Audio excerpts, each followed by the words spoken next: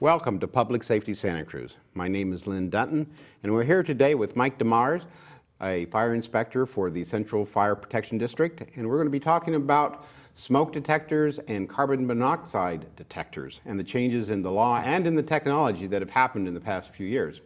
Welcome, Mike. Hello. Let's first start off with talking about what are the changes that have come about in the laws, both regarding fire detectors and carbon monoxide detectors. Okay, well, last couple of years have been two main changes. In 2011 was when the carbon monoxide alarm law went into effect, where all homes, all hotels, motels, pretty much anywhere where anyone sleeps is required to have carbon monoxide alarms as well as smoke alarms. The law went into effect 2011. People are still kind of catching up with the program. There was a little bit of a communication breakdown notifying the public, so it took a while to get the message out. So we're still trying to get the message out to folks, let them know they need carbon monoxide alarms in their home now. The other law was 2014, where now if you were to build a new home or to remodel an existing home, your smoke alarms and or your carbon monoxide alarms have to be changed with a new device with a 10-year battery in it. Previous to that, both devices had a 1 year, like a 9-volt or a AA battery, where once a year you'd change them. You may remember they had a campaign, change your clocks, change your batteries when you change your clocks. You know, in the fall, you change the batteries in your alarms. With these newer devices, it's a 10-year battery. In many cases, it's a sealed battery, so the device is, you can't take the battery out. So in 10 years, you discard the entire device, you replace the whole thing. So, what is the cost difference between the old devices and these new devices? They are a little bit more expensive. If you were to go out and buy a smoke alarm these days, you can get them as cheap, if you buy them in bulk, as cheap as $5 a piece, the older type with the 1-year battery. The newer devices can be anywhere from $20 to $40 depending on the type you buy. Okay, and then they're a combo where they do both fire detection and carbon monoxide? Some are combination devices. They do have a combination smoke and carbon monoxide alarm. Those right now range between $30 and $50 depending on the brand model that you buy. Okay, so carbon monoxide in 2011 and the new fire alarms detectors in 2014. Correct. What does that mean to me as a current homeowner? You know, currently, you know, I actually have gone recently and changed out all of my fire detectors with a combo unit. But that was just because my wife said I should. But, you know, if I were to sell my house or to actually do any kind of major remodeling project that required a permit, what would be the impact to me at that point? Would I have to go out and change my alarms at this point, or do I have to change them now as a homeowner? All right, well, there's many answers to that one question. Existing homes, if you have the older type of smoke alarm that still operates on a AA or a 9-volt battery that you change annually, those can stay. They still work. The devices themselves, most manufacturers will tell you that the device itself only has a 10-year life to it. I have seen some that have been in homes for 15 years, they still work, but that's the recommendation from the manufacturer. So in that case, if there's no changes to your home, there's no remodel, there's no building permit being pulled from the county, you will not have to change. You will, however, have to install carbon monoxide alarm in your home to make up for the 2011 law. If you were to remodel, put an addition on your home, or buy a new home, you'll have to come up to the current standard, which will be the 10-year battery devices. Both smoke and carbon monoxide. So right now, though, there's a law that I, as a homeowner of a current home, would have to upgrade to a carbon monoxide. Is anyone checking on that, or is there any enforcement effort going on? Not really. It's kind of the honor program right now. The law went into effect again, 2011. People were those notification went out. Building contractors, building officials, fire departments are aware of the law. If we go into someone's house, we'll point it out to them that you should probably come up to the current standard. There is no real enforcement. You're not going to get punished. At this point, it's strongly recommended that you abide by the new law. But again, if you were to do some work on your home, a building permit was involved, you'll be required to install them. If you sell your home, you'll be required to install them. If you rent your home, If you have a lot of, in this area, we have a lot of summer rentals. They will be checked to make sure that you have working smoke alarms and carbon monoxide alarms. Okay.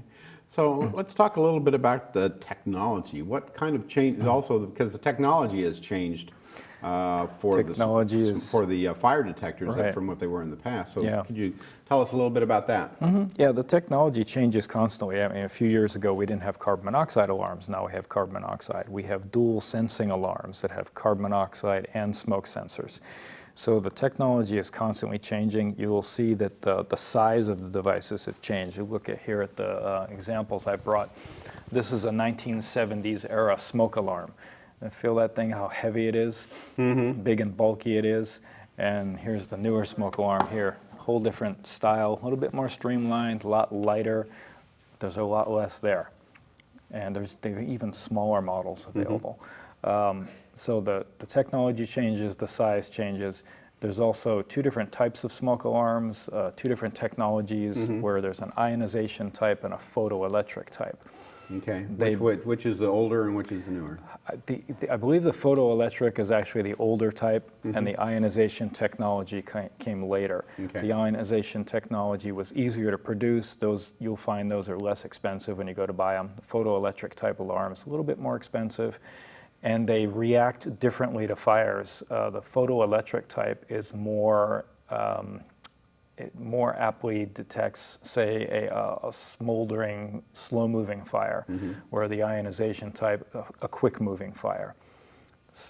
But they both detect smoke very well. They're both very well capable to be, used as a safety device in your home. There was some controversy a few years back where they were saying that the ionization type didn't work as well as the photoelectric type. It's not that they don't work as well, they just react to fire and smoke a little bit differently. There's a slight time delay between the two different devices, but if you have either in your home, both are adequate. Okay. So most likely you're going to have the ionization type. Most homes have the ionization type because they are cheaper to produce, they're less expensive when you buy them. Photoelectric are the first type developed. There are still some photoelectric devices out there, you don't see them too often anymore. Okay, so the old 1970 units most likely photoelectric. Like that. That would be the old photoelectric type there. In terms of the carbon monoxide, how does that work exactly?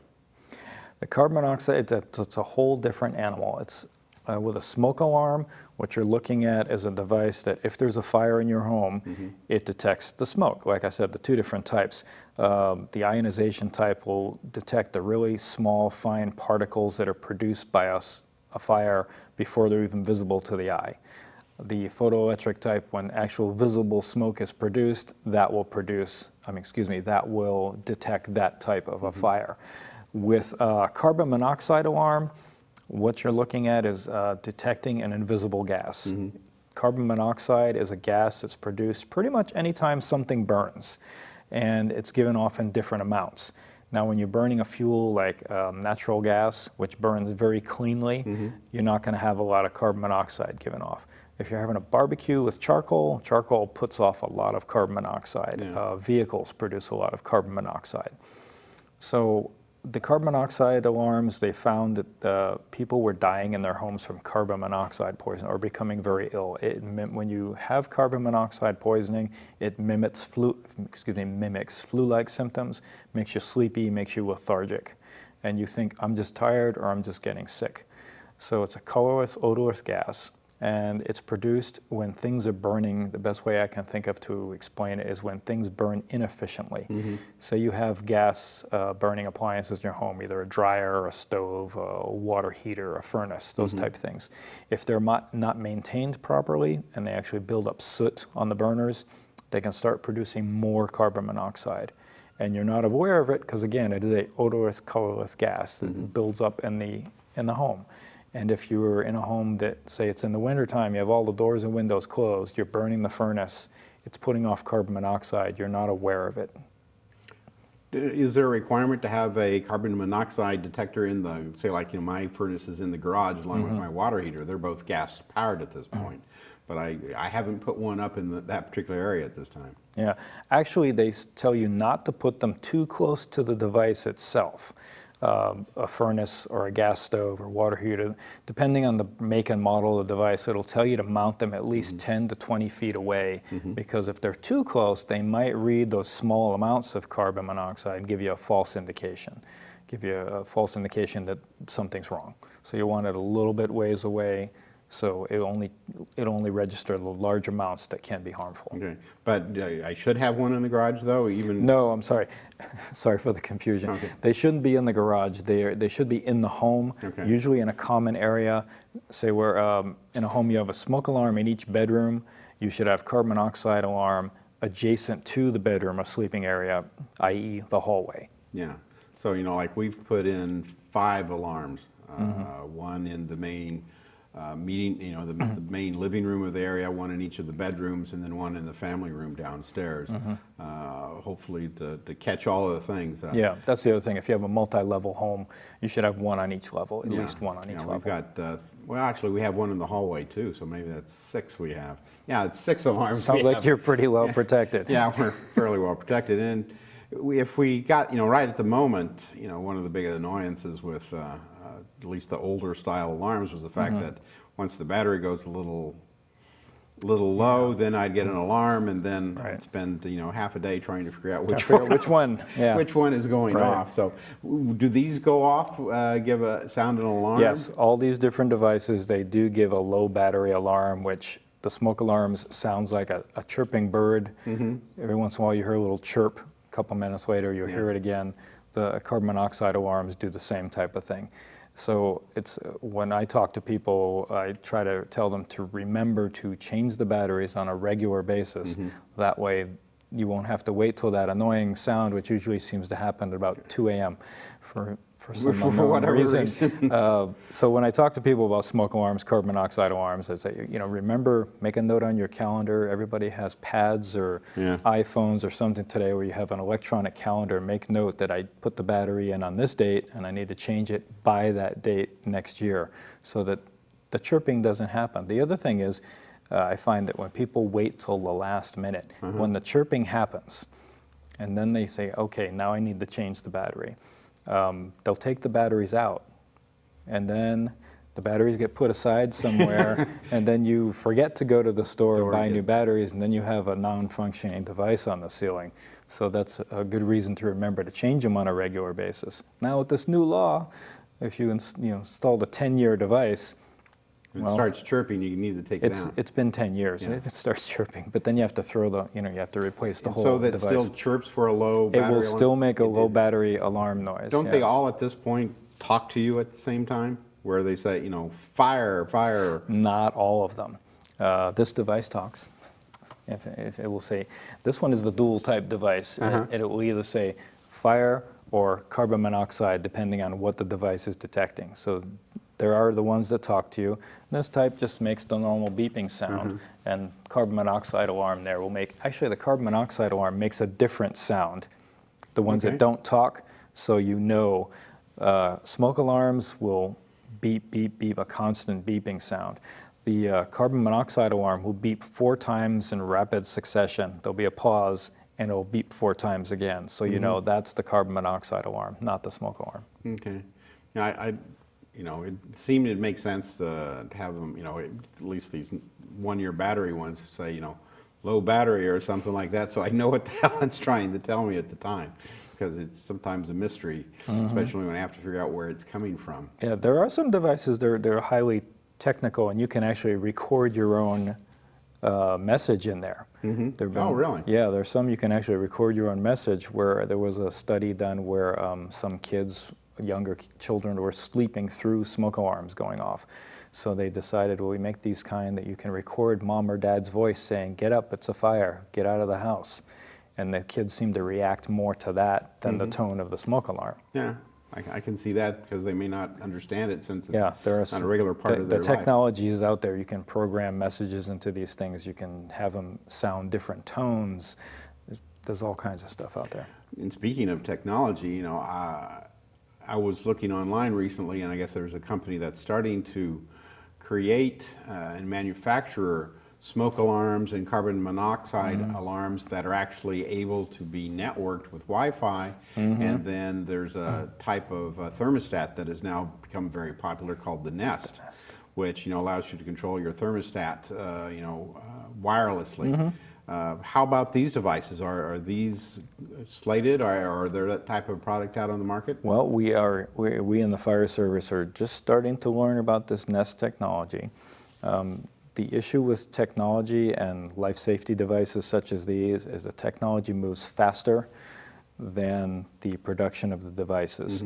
So there was an incident a few years back where a lot of folks wanted to use the wireless technology for smoke alarms, carbon monoxide security systems. And people would come to us with their plans to get approved for an installation of, say, a fire alarm system. And they wanted to use either a radio transmitter or some kind of wireless technology. Unfortunately, the fire alarm code that was in place at the time still specified that you had to have 2 hard lines coming in, basically 2 phone lines coming in for communication. So we couldn't approve these plans because the code said they weren't applicable. Well, most recently now, the most recent fire alarm code edition says that you can use the voice over internet, the radio transmission, wireless technology, and now the Nest technology comes in, but we're still in that section, that edition of the code that doesn't recognize the Nest technology. So we have to come up to speed with that. The next edition of the code, I think, will be out 2016 or 2017. Okay, so next year sometime. So hopefully, these folks are talking with the National Fire Protection Association, which produces the codes. Hopefully, they'll be on board by the time the next edition of the code is published, so that we can get that technology approved for use in that code. So, as a current homeowner, I could, if I had the money, go out and buy a wireless smoke detector, carbon monoxide detector combo that could interface with my Nest. I think so. Because you don't have to come and inspect for that. Right. If you were to do it on your own, you decide you're a homeowner and you just want to upgrade your system or you upgrade the safety devices in your home, by all means you could do that. However, if you're building a new home at this time and you wanted to do the Nest type device, we're still a little on the fence. The fire service is still a little bit on the fence about whether we're going to accept this technology, because we're kind of bound by the code. You're bound by the fire code. Do you have any real concerns about going to the wireless or the Wi-Fi type of interfaces, in a fire situation? So far, all the new technology has been working fine, the stuff that's come into play here. So I'm not too concerned about it, but we have to make sure that all the T's are crossed, the I's are dotted, so to speak, that the code requirements reflect the technology. It's tough, again, because I said the technology moves faster than the codes do. So we have to make sure that that actually meets what we call the intent of the code. Does it still provide communication back and forth if the system goes off and is transmitting a signal, say off-site from the home or from a business to a dispatch center?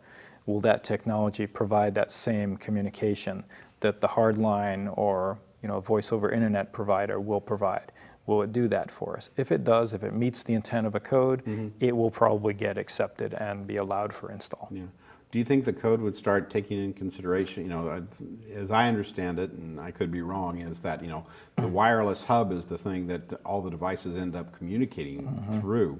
And so the placement of that device and its power source is, that's to me the place where you cut the line and everything falls apart. Right. Any concerns in that particular area, or whether they would stretch beyond that? Well, there's always concerns with that, but that's why when we have alarm systems, we always require 2 forms of communication. So if one is cut off, the other one will provide a path for a signal to go through. Okay. That's the main concern. So a reliable path for communication. You'd have to be Wi-Fi and then wireless, like telephone? A lot of systems now, since you have hard lines for telephone, it'll be one hard line and one alternative source, voice over internet, radio communication, whichever. Okay, and, I think that I think what the technology coming in here is going to propose is that you have 2 lines that are no longer hard lines. Yeah. And I think it's going to be a little tough sell because old habits die hard. Yeah. But from what I hear, the phone company is going to be doing away with hard lines in the near future. I know I there's keep a lot of hearing us that. out there that So are. I think pretty much it's going to be all wireless, and so we'll have to accept it eventually. Well, you know, there's a lot of us out there that are, as they say, cutting the cord. You know, currently my phone service is, you know, VoIP, or, you know, voice over internet. I still have a hard line for the DSL, but that once again has a router on it that is wireless. So if, you know, the power supply, you know, if the fire hits the power supply first and cuts that off, you know, no communications getting out of the house of any kind. Hopefully not.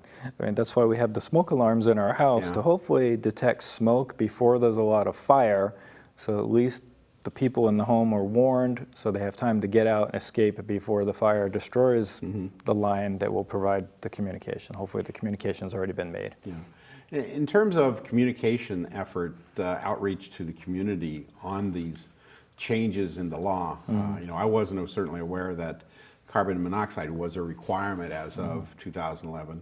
And certainly it took me by surprise when you showed us the new alarms with the 10-year battery in them. What kind of outreach programs are going on currently to tell the public about them? Oh, you know, we try to get the word out there as much as we can. We put the information on our website. We encourage people to look at our website. Organizations like the building officials website, the FEMA, other organizations, the U.S. Fire Administration, all have this stuff on their websites on the internet. We try to, when we meet with groups, and I will meet with groups occasionally to discuss fire safety for home or business, I will definitely emphasize any new rules, laws, codes, ordinances that have come into play. Try to make people aware as best we can. We do have a program that we'll go into people's homes and check their smoke alarms for them.